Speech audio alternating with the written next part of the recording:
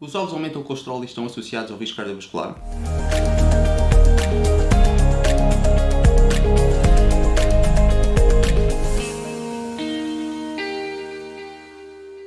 A percepção pública do risco associado ao consumo de ovos vem já de longe, está muito enraizada na prática clínica e também nas recomendações oficiais de saúde a nível comunitário, isto pelo elevado teor de colesterol presente em um ovo, cerca de 200 a 250 mg, portanto todo o colesterol recomendado para consumir num dia está presente em apenas uma unidade, e da associação entre o colesterol e o risco cardiovascular, desde que se verificou que era um importante constituinte da placa da tromba. Esta hipótese foi também ganhando ainda mais relevância com o peso que a Diet Heart Hypothesis de Ansel Keys assumiu nas recomendações oficiais, e isto apesar de ter sido desde sempre uma hipótese muito contestada por outros investigadores. O conhecimento sobre a patofisiologia da aterosclerose foi também obviamente evoluindo, naturalmente, e hoje é consensual que se trata essencialmente de um processo inflamatório e não uma mera deposição de colesterol na parede das artérias. Existe sim uma lesão no endotélio, portanto a parede dos vasos, que facilita a passagem dos elementos em circulação, incluindo as lipoproteínas ricas em colesterol. A inflamação gerada aumenta a produção de radicais livres que oxidam o colesterol, e essas lipoproteínas são então fagocitadas por macrófagos que entram em apoptose e depositam os seus detritos para formar as estrias lipídicas e a placa da tromba, que pode obstruir parcialmente o vaso ou romper e extravasar o seu conteúdo para o lúmen e interromper o fluxo sanguíneo, provocando um infarto ou AVC.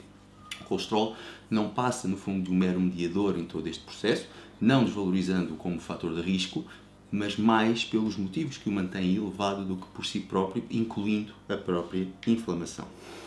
Bom, mas é verdade que alguns estudos epidemiológicos foram surgindo a associar o consumo de ovos com incidência e mortalidade cardiovascular.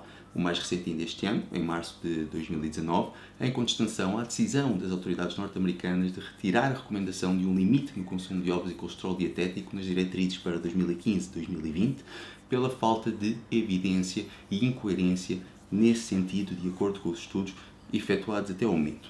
Esse estudo que vos falo verificou então um aumento do risco cardiovascular em 6% por cada meio ovo consumido, acima da média americana, que é de meio ovo por dia. Ou seja, consumir um ovo por dia aumentaria o risco em 6% e consumir 2 ovos por dia aumentaria o risco em 18%. Ora, tratando-se de um estudo epidemiológico que tem obviamente algumas limitações importantes, mesmo analisando 6 cohortes com cerca de 30 mil indivíduos, portanto, tratando-se de um estudo de grande dimensão, os próprios autores admitem que a magnitude da associação é muito pequena e que existem covariáveis de confundimento cuja influência é impossível de anular por mais artifícios estatísticos que se usem. São as do costume.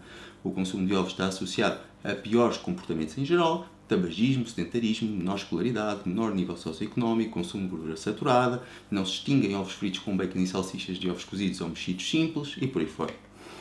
E mais uma vez é importante distinguir entre o que é risco relativo, calculado neste estudo e outros do género, do que é o risco absoluto, aquele que realmente interessa para esta avaliação do risco de um indivíduo. Dizer que o risco aumenta em 18% ao consumir 2 ovos por dia não significa que 18 em cada 100 pessoas que consomem 2 ovos por dia vão morrer do coração. Nada disso. Trata-se de um aumento sobre o risco absoluto. E pelo Framingham Score, uma das formas mais usadas para calcular o risco absoluto do indivíduo, o risco de um homem de 40 anos, não fumador, sem diabetes ou doença renal, um colesterol HDL de 50, colesterémia de 180 e sem historial familiar de doença cardiovascular é de 3,3%. Se for um rebelde e comer 2 ovos por dia, o risco passa para 3,9%, portanto aumentou 0,6 pontos percentuais. Assim já não parece tanto, e se acham isto muito, experimentem ser sedentários ou o azar do vosso pai ter morrido antes dos 50 anos com um ataque cardíaco. Mais vale começarem a fazer o obituário. E esta questão tem uma outra lacuna, que é a inexistência de plausibilidade biológica na relação entre o consumo de colesterol dietético e o aumento do colesterol em circulação. Quanto mais de aterosclerose, por exemplo, um estudo avaliou o impacto de consumir 3 ovos por dia durante 12 semanas na lipidemia, concluindo que não se verificaram alterações a nível de colesterol total, mas até um ligeiro aumento do HDL. Um outro trabalho que comparou o consumo de 2 ovos por dia com 2 ovos por semana chegou exatamente ao mesmo resultado, e a minha análise pessoal com 3 ovos diários, com o pouco valor que isso tem, chegou precisamente à mesma conclusão. E porquê? Na verdade, o impacto nulo do colesterol alimentar nos níveis séricos é fácil de explicar. Em primeiro lugar, a eficiência de absorção é baixa, cerca de 50%. Da ingestão de um ovo gigante com 300 mg de colesterol apenas observaríamos cerca de 150. Uma pessoa com uma colesterémia de 170 tem 8, 9 gramas de colesterol em circulação e essas 150 mg contribuiriam com um aumento residual de apenas 1, 2%. A larga maioria do colesterol é, de facto, produzido por nós e não ingerido através da alimentação. Não existem mecanismos que regulam também essa produção para que os níveis se mantenham estáveis e dentro daquilo que é necessário. O colesterol inibe a produção por feedback negativo, estimulando a degradação da enzima limitante na síntese endógena. Quanto mais ingerimos e absorvemos, menos produzimos para que os níveis se mantenham estáveis. Mas não é totalmente correto dizer-se que o colesterol alimentar tem um efeito neutro na colesterémia e 15 a 25% nas pessoas parece responder com um aumento dos níveis séricos. Isto pela frequência elevada de alguns polimorfismos genéticos que condicionam deficientemente estes mecanismos de autorregulação. Nesses, onde se incluem muitos casos de hipercolesterémia familiar, ingerir colesterol tem de facto um impacto nos níveis e merece uma atenção especial no respeito aos fatores de risco dietéticos. E dentro das doenças cardiovasculares, a relação entre o consumo de ovos e doença coronária é um mito. O famoso Harvard Egg Study, com mais de 100 mil indivíduos, não encontrou qualquer relação à semelhança do estudo publicado no JAMA ainda este ano que falámos há pouco.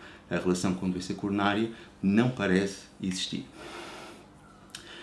Acho que se torna claro que a relação entre o consumo de ovos, colesterol e doença cardiovascular não vai ao encontro da percepção pública de risco, nem tampouco é consistente e consensual no próprio meio científico. Para a grande maioria das pessoas não faz sentido privar o consumo de um alimento riquíssimo a nível macro e micronutricional, dentro, obviamente, dos limites do bom senso.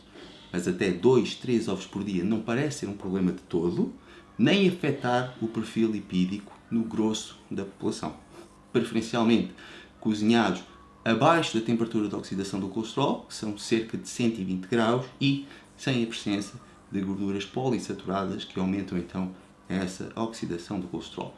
Comam-nos e monitorizem o risco sem drama e vai ficar tudo bem.